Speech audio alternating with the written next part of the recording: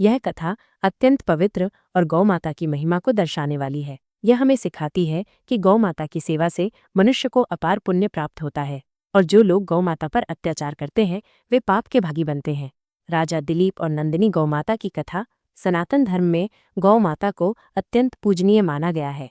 वेद, पुराण, उपनिषद, रामायण और महाभारत जैसे प्राचीन ग्रंथों में गौ माता की महिमा का विस्तार से वर्णन मिलता है। गौ माता को पृथ्वी पर चलने वाली कामधेनु कहा जाता है, जो हर इच्छा को पूर्ण करने की सामर्थ्य रखती हैं। मान्यता है कि गौ माता के शरीर में 33 करोड़ देवी देवताओं का वास होता है, इसलिए उनकी सेवा करना सभी देवी देवताओं की आराधना के समान माना गया है।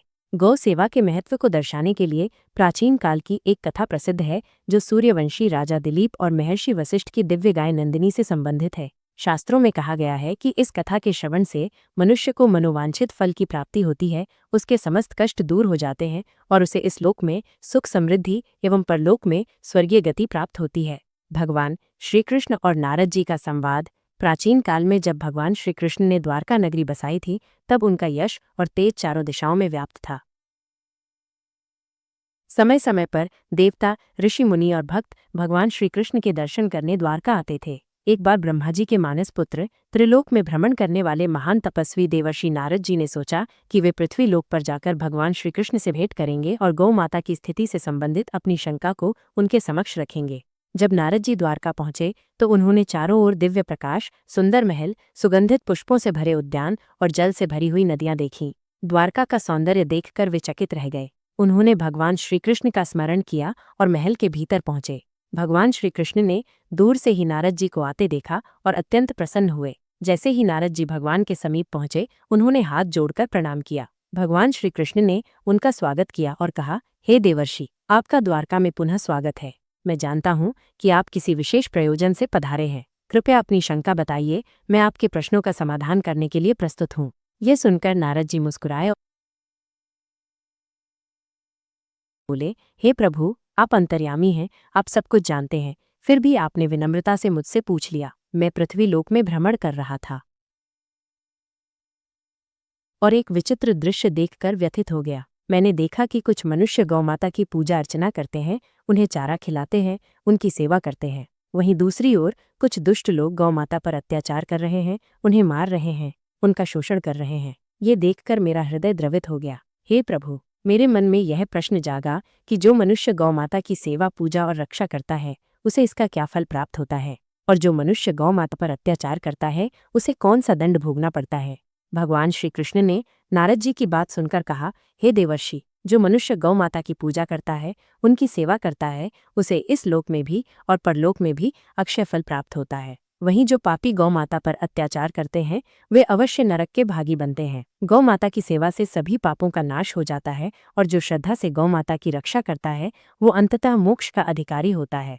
इसके पश्चात भगवान श्री कृष्ण ने एक प्राचीन कथा सुनाई, जो सूर्यवंशी राजा दिलीप और दिव्य नंदिनी गाय से संबंधित थी। नारद जी अत्यंत प्रसन्न हुए और बोले, हे प्रभु, ये मेरा परम सौभाग्य है कि प्राचीन समय में वैवस्वत मनु के वंश में अनेक प्रतापी राजा हुए थे। उन्हीं में से एक राजा थे महाराज दिलीप। वे धर्मपरायण, प्रजावत्सल, सत्यनिष्ठ और पराक्रमी थे। उनकी कीर्ति चारों दिशाओं में फैली हुई थी और प्रजा भी उनसे अत्यंत प्रेम करती थी। उनकी पत्नी रानी सुदक्षिणा मगध देश के राजकुल से थीं, जो स्वयं भी धार्मिक स्वभाव की थीं। राजा दिलीप और रानी सुदक्षिणा सुखपूर्वक जीवन व्यतीत कर रहे थे, किंतु एक बात उन्हें निरंतर व्यथित कर रही थी, उनके यहाँ संतान का अभाव था। विवाह को कई वर्ष बीत चुके थे, लेकिन संतान प्राप्ति नहीं हुई थी। राजा और रानी ने कई यज्ञ करवाए, दान पुण्य किए, ब्राह्मणों की सेवा की, तीर्थ यात्राएं की, परंतु संतान सुख नहीं मिला। इससे दोनों अत्यंत हताश हो गए। राजा दिलीप दिन रात यही सोचते रहते थे कि आखिर ऐसा कौन सा पाप या अपराध उनसे हुआ है, जिसके कारण उन्हें संतान प्राप्ति नहीं हो रही है। एक दिन राजा एकांत में बैठे विचार कर रहे थे, मैंने अपने राजधर्म का पालन किया, प्रजा को कभी कष्ट नहीं दिया, हिंसा से दूर रहा, हवन और यज्ञ करता रहा, फिर भी मुझे पुत्र प्राप्ति क्यों नहीं हो रही। अंततः राजा के मन में विचार आया कि उनके कुलगुरु महर्षि वशिष्ठ, जो अपने तप और ज्ञान के लिए प्रसिद्ध थे, शायद इस समस्या का समाधान कर सकते हैं। यह विचार आते ही महाराज दिलीप ने रानी सुदक्षिणा से परामर्श किया और दोनों ने महर्षि वशिष्ठ के आश्रम जाने का निश्चय किया। राजा दिलीप और नंदिनी गौ माता की कथा। भगवान श्री कृष्ण ने कथा को आगे बढ़ाते हुए कहा, गुरु वशिष्ठ का आश्रम एक घने वन में स्थित था। वहां का वातावरण अत्यंत पवित्र और शांत था। पक्षियों की मधुर ध्वनि, नदियों का कलकल प्रवाह और वृक्षों की छाया आश्रम को दिव्य बनाते थे। महर्षि वशिष्ठ अपनी पत्नी अरुंधति के साथ वहीं निवास करते थे। जब महाराज दिलीप और रानी सुदक्षिणा आश्रम पहुंचे तो उन्होंने देखा कि महर्षि वशिष्ठ अपने नित्य कर्म और ध्यान से निवृत्त होकर बैठे थे। जैसे ही राजा रानी ने उन्हें प्रणाम किया, महर्षि वशिष्ठ और उनकी पत्नी अरुंधति ने आदरपूर्वक उनका स्वागत किया। महर्षि वशिष्ठ ने पूछा, हे राजन, आप एक प्रतापी सूर्यवंशी सम्राट हैं। आपकी प्रजा आपसे प्रसन्न है। आपका राज्य समृद्ध है, फिर आप वन में क्यों आए हैं? राजा सामान्यतः वृद्धावस्था में संन्यास लेने के लिए वनगमन करते हैं, किंतु आप अभी युवा है। अवश्य ही कोई विशेष कारण होगा जो आपको यहाँ ले आया है।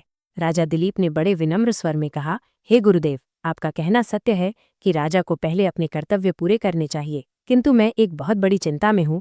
मुझे अभी तक संतान सुख प्राप्त नहीं हुआ है और यह बात मुझे निरंतर व्यथित कर रही है। मैंने अनेक यज्ञ और दान किए, परंतु सफलता नहीं मिली। मुझे संदेह है कि मुझसे कोई ऐसा पाप हो गया है जिसकी स्मृति भी मुझे नहीं है। आप अपनी दिव्य दृष्टि से देखकर बताइए कि मेरा कौन सा अपराध मुझे संतान सुख से वंचित रखे हुए है। साथ ही मुझे ये भी बताइए कि इसका प्रायश्चित क्या है। गौ माता की उपेक्षा का श्राप। महर्षि वशिष्ठ ने अपनी दिव्य दृष्टि से राजा दिलीप के भूतकाल का निरीक्षण किया और कहा, हे राजन, जब आप इंद्रलोक में देवताओं से भेंट करके लौट रहे थे, तब मार्ग में एक कल्प वृक्ष के नीचे कामधेनु गाय और उसका बछड़ा खड़े थे। वे अत्यंत भूखे और त्रस्त थे। उन्होंने आपसे सहायता की याचना भी की, किंतु आप प्रसन्न मुद्रा में थे और जल्दबाजी में थे। आपने उनकी पुकार सुनी ही नहीं और आगे बढ़ गए। आपकी ये उपेक्षा कामधेनु को बहुत खली। उसने सोचा कि एक प्रतापी सूर्यवंशी राजा, जिसे धर्म का ज्ञान होना चाहिए, उसने एक भूखी गौ माता और उसके बछड़े की ओर ध्यान तक नहीं दिया। इससे दुखी होकर उस कामधेनु ने आपको श्राप दे दिया कि आपके घर में संतान का अभाव रहेगा। मनुष्य को गौ माता की सेवा न करने से, विशेष रूप से भूखी गाय की अनदेखी करने से महापाप लगता है। यही श्राप आपको अब तक संतान सुख से वंचित रखे हुए है। राजा दिलीप ने ये सुना तो उन्हें अत्यंत ग्लानि हुई। वे बार बार अपने आप को धिक्कारने लगे। हाय, मैंने अनजाने में कितनी बड़ी भूल कर दी। मैं एक राजा होकर भी अपनी ही प्रजा रूपी गौ माता की उपेक्षा कर बैठा। मुझे अब अपनी भूल सुधारनी होगी। उन्होंने महर्षि वशिष्ठ से प्रार्थना की, हे गुरुदेव, कृपया मुझे कोई उपाय बताइए जिससे मैं इस महापाप से मुक्त हो सकूं। मैं प्रायश्चित करने के लिए पूरी तरह तैयार हूँ, चाहे कितना भी कठिन तप क्यों न करना पड़े। गौ माता की सेवा का संकल्प। महर्षि वशिष्ठ ने कहा, हे राजन, कामधेनु की पुत्री नंदिनी इस समय मेरे आश्रम में है। उसका स्वभाव अत्यंत कोमल और दयालु है। यदि तुम अपनी पत्नी के साथ उसकी सेवा करोगे, उसे वन में चराने ले जाओगे, हिंसक पशुओं से उसकी रक्षा करोगे और पूर्ण निष्ठा से उसकी सेवा करोगे, तो वो प्रसन्न होकर तुम्हें संतान प्राप्ति का वरदान दे। महर्षि वशिष्ठ के निर्देशानुसार अगले दिन महाराज दिलीप और रानी सुदक्षिणा ने स्नान करके नंदिनी की विधिपूर्वक पूजा की। उन्होंने गौ माता को पुष्पमाला पहनाई, मस्तक पर चंदन का तिलक लगाया और प्रेमपूर्वक उसे बुलाया। फिर महाराज दिलीप धनुष बाण साथ में लेकर नंदिनी को वन में चराने ले गए।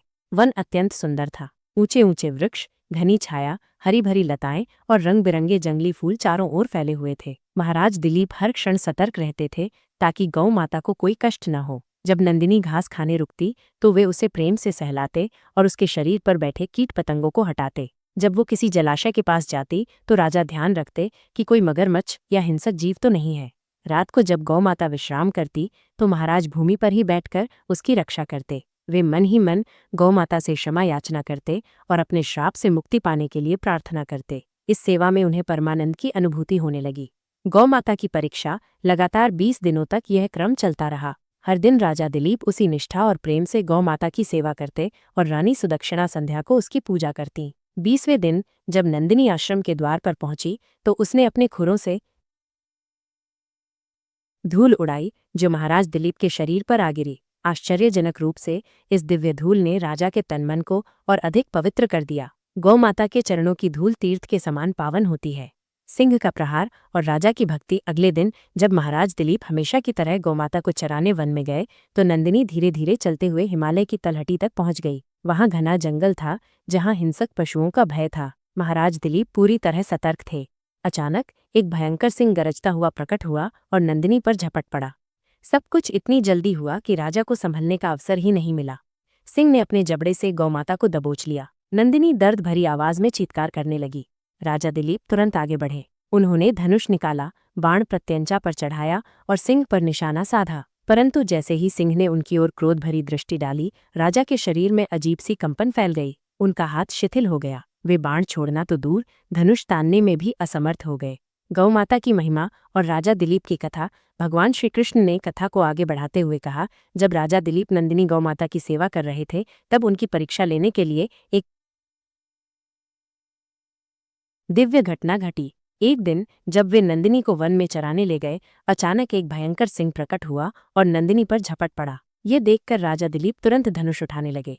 लेकिन तभी सिंह ने मनुष्यों की भांति वाणी में कहा, हे राजन, मैं कोई साधारण सिंह नहीं हूँ, बल्कि भगवान शिव की प्रेरणा से यहाँ विचरण करने वाला एक दिव्य प्राणी हूँ। स्वयं शिवजी मेरी पीठ पर पैर रखकर नंदी पर विराजते हैं और मुझमें उनकी तांत्रिक शक्ति विद्यमान है। तुम मुझे मारने में समर्थ नहीं हो सकते। यदि तुम्हें अपने प्राण प्यारे हैं तो यहाँ से चले जाओ। यह गौमाता मेरी भूख शांत करने के लिए विधाता द्वारा नियत की गई है। राजा दिलीप का हृदय यह सुनकर द्रवित हो उठा। उन्होंने सिंह से कहा, हे मृगराज, यह नंदिनी कोई साधारण गाय नहीं, बल्कि महर्षि वशिष्ठ की गौमाता है। इसकी हत्या से तुम्हें महापाप लगेगा। यदि तुम अड़े हुए हो तो मैं एक विनती करता हूँ, मेरे प्राणों की बलि स्वीकार कर लो, लेकिन नंदिनी को छोड़ दो। मैंने गुरुदेव को वचन दिया है कि मैं इसकी रक्षा के लिए अपने प्राण भी न्योछावर कर दूंगा। तुम मुझे मारकर अपनी भूख शांत कर लो, पर इस गौमाता को मत मारो। राजा दिलीप ने अपना धनुष बाण अलग रख दिया और सिंह के समक्ष नतमस्तक होकर बोले, हे महादेव के दूत, यदि तुम्हें अपनी भूख शांत करनी है तो मेरा शरीर लो, लेकिन गौ माता को जीवन दान दो। गौ माता की कृपा और वरदान जैसे ही राजा दिलीप ने यह वचन दिया और अपने प्राण त्यागने को तत्पर हो गए, उन्होंने देखा कि सिंह का भयंकर रूप अदृश्य हो गया और नंदिनी पूरी तरह सुरक्षित खड़ी थी। राजा चकित होकर इधर उधर देखने लगे। तभी उन्हें एक मधुर वाणी सुनाई दी, हे राजन, अपना त्याग मत करो, ये सब मेरी ही माया थी। राजा दिलीप ने आंखें खोलीं तो पाया कि नंदिनी उनके समक्ष खड़ी थी, पूर्णतः सुरक्षित। उसके शरीर पर कोई घाव नहीं था और वो शांति से जुगाली कर रही थी। उसकी आंखों में राजा के प्रति आभार झलक रहा था। नंदिनी ने मानवीय वाणी में कहा, हे राजन, मैं कोई साधारण गाय नहीं हूँ, बल्कि स्वयं कामधेनु की पुत्री हूँ। मैंने तुम्हारी परीक्षा लेने के लिए ही सिंह का रूप धारण किया था। मैं यह देखना चाहती थी कि तुम वास्तव में गौ रक्षा के लिए कितने तत्पर हो। जब मैंने देखा कि तुम अपने प्राण त्यागने को तैयार हो गए, तो मुझे तुम्हारी उत्तम भक्ति और त्याग का प्रमाण मिल गया। मैं तुम पर अत्यंत प्रसन्न हूँ। तुम मुझसे कोई वरदान मांगो। राजा दिलीप ने गदगद होकर कहा, हे गौमाता, मेरे मन में बस एक ही इच्छा है, मुझे एक ऐसा पुत्र प्राप्त हो जो उत्तम गुणों से युक्त,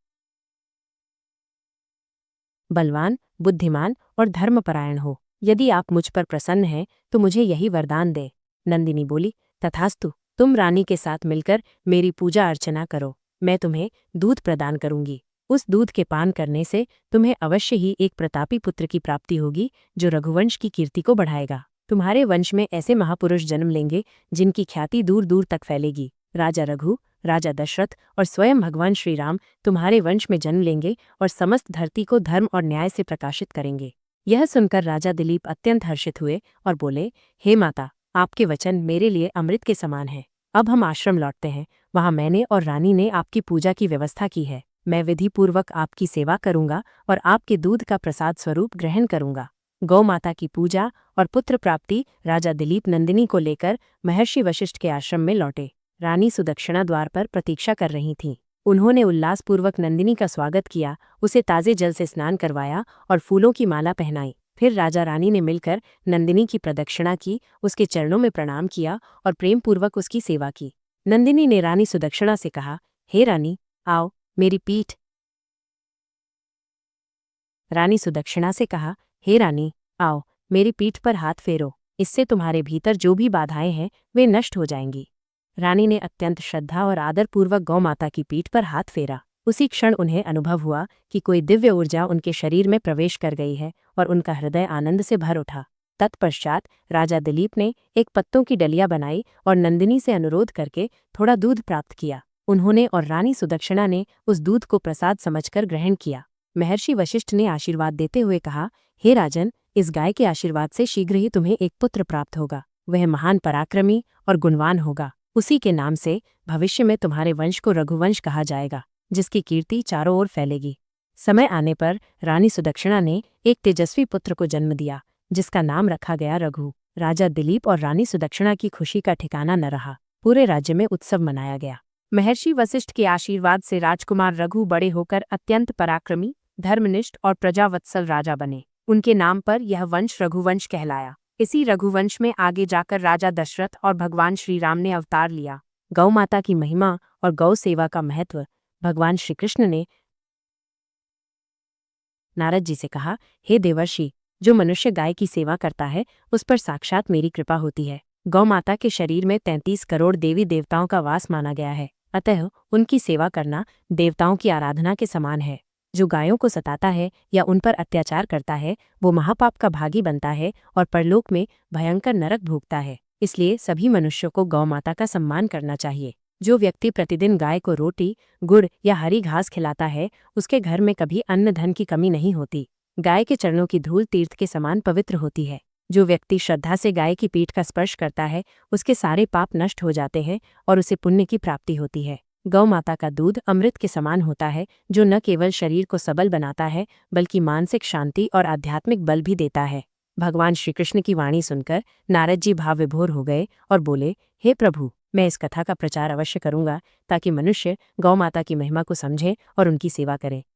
सेवा करने से मनुष्य के सभी कष्ट दूर हो जाते हैं और जीवन में सुख समृद्धि आती है। यह कथा अच्छी लगी हो तो कृपया कमेंट करके अपनी राय अवश्य दें। साथ ही वीडियो को लाइक करें और कमेंट में जय गौ माता और जय श्री कृष्ण अवश्य लिखें। चैनल को सब्सक्राइब करना न भूलें। आप सभी का धन्यवाद। जय श्री कृष्णा। राधे राधे। जय गौ माता जी।